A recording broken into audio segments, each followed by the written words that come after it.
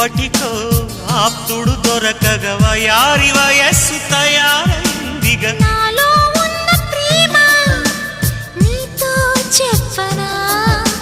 నీలో ఉన్న ప్రేమ నాతో చెప్పనా ఇప్పుడే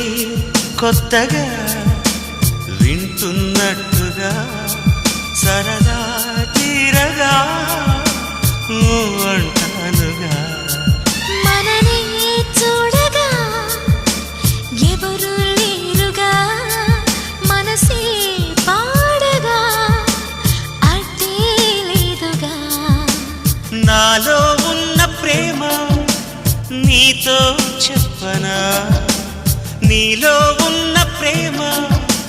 నాతో